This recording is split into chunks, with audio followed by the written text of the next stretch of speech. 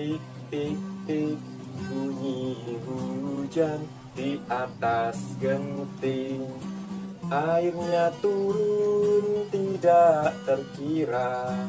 Cobalah tengok dahan dan ranting, pohon dan kebun basah semua. Hujan adalah rahmat dari Tuhan yang Maha Kuasa. Dengan hujan, air di permukaan bumi akan terisi kembali. Air sangat penting bagi makhluk hidup. Kita selalu menggunakan air setiap hari untuk mandi, mencuci, memasak, transportasi, dan masih banyak lainnya. Tapi, tahukah kalian dari mana air yang kita konsumsi berasal? Apakah air bisa habis? Dan mengapa air disebut sebagai sumber daya alam yang dapat diperbarui? Ayo kita temukan jawabannya bersama. Assalamualaikum warahmatullahi wabarakatuh. Halo anak-anak hebat, apa kabar kalian? Semoga kalian selalu dalam kondisi sehat dan penuh semangat. Tetap patuhi protokol kesehatan dengan memakai masker, cuci tangan dengan sabun dan air mengalir, dan menjaga jarak. Hari ini kita akan belajar tentang siklus air. Setelah belajar bersama, diharapkan kalian mampu menguasai KD 3.8 pada muatan pelajaran IPA, yaitu menganalisis siklus air dan dampaknya pada peristiwa di bumi serta kelangsungan makhluk hidup. Apakah kalian sudah siap? Ayo kita perhatikan video stop motion berikut ini.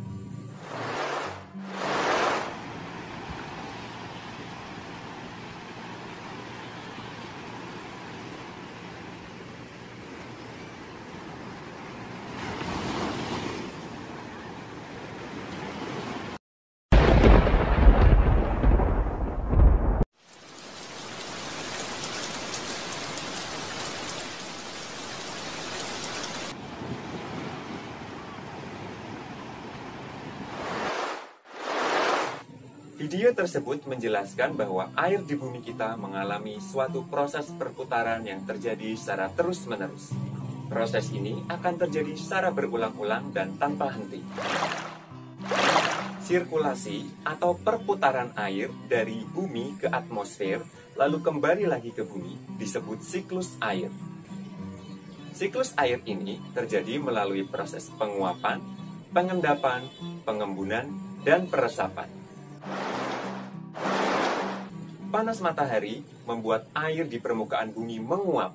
Air sumur, air sungai, air danau, semuanya menguap. Proses penguapan ini kita sebut dengan evaporasi. Tumbuhan juga mengeluarkan uap air loh ke udara. Nah, uap-uap air ini akan berkumpul di udara dan mengalami kondensasi karena memasuki lapisan atmosfer yang lebih tinggi dan lebih dingin. Proses pendinginan uap air menjadi titik-titik air di udara kita namakan dengan kondensasi. Semua bentuk kondensasi akan membentuk kabut dan awan. Saat awan sudah semakin besar dan berat karena terlalu banyak menampung titik air, maka akan turun hujan. Proses ini kita namakan dengan presipitasi. Presipitasi adalah peristiwa turunnya hujan karena titik air yang terkumpul di awan sudah semakin berat dan besar. Air hujan akan turun di daratan dan perairan.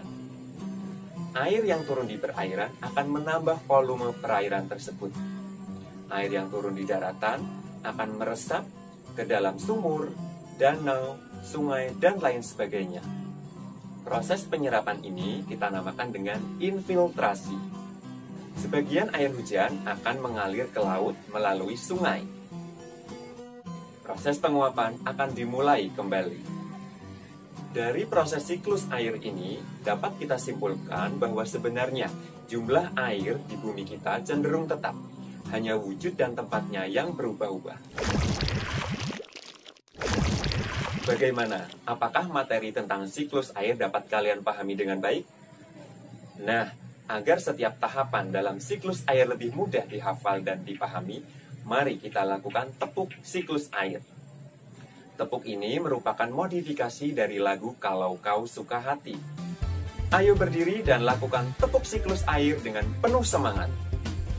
Penguapan itu evaporasi, membentuk awan itu kondensasi, jatuhnya air ke bumi itu presipitasi, meresap ke tanah itu infiltrasi. Untuk mengukur sejauh mana kemampuan kalian dalam memahami materi siklus air, ayo kita kerjakan kuis berikut ini. Soal pertama.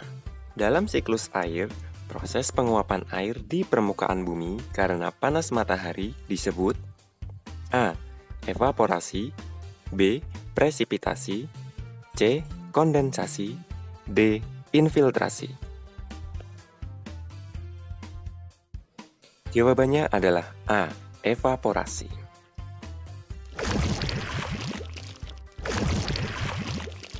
Soal kedua. Proses infiltrasi dalam siklus air ditunjukkan oleh nomor 1, 2, 3, atau 4. Jawabannya adalah nomor 4.